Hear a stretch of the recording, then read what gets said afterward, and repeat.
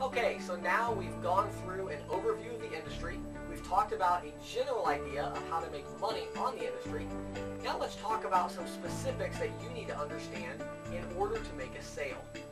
The first thing that we're going to talk about is the 4 basic cost structures that merchants are on. Now, the reason that we bring that up is because when you go in to talk to a merchant about credit card processing, just like any other type of sales, you need to be able to carry on an intelligent conversation with the merchant.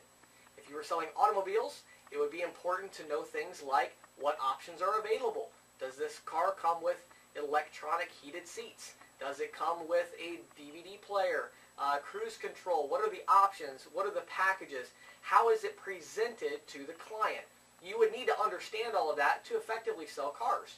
Just like that, in credit card processing, the thing that you need to be able to understand is a credit card processing statement.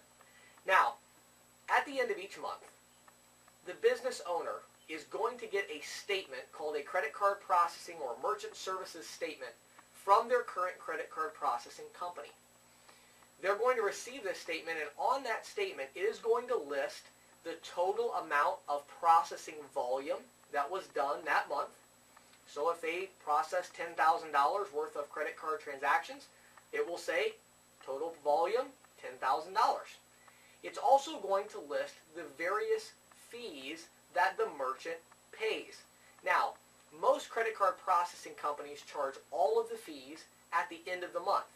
So a business owner might process 10 $100 transactions in one day, totaling $1,000 of credit card processing volume.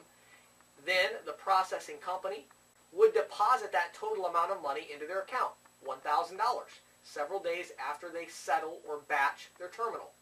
However, even though they sent all $1,000 to the merchant, there were some fees associated with those $1,000 worth of transactions. So at the end of the month, just like all the other processors, we'll send the merchant a statement that will have the $1,000 in volume, but it's also going to have on it the fees associated with that $1,000. We talked about before that the fees vary depending on the type of pricing the person has, and also depending on their industry, the car types they run, things like that. But it's going to vary from 2% to 5%. So let's say that they're paying 3% overall for this $10,000 they processed one month, then they're going to have $300 worth of fees. But it's important to understand that there are no processing platforms that provide an absolute flat rate pricing. There are always some variation. And that's what I'm going to talk about next, is the different cost structures. So just because the merchant paid $300, that doesn't mean that they pay a flat 3%.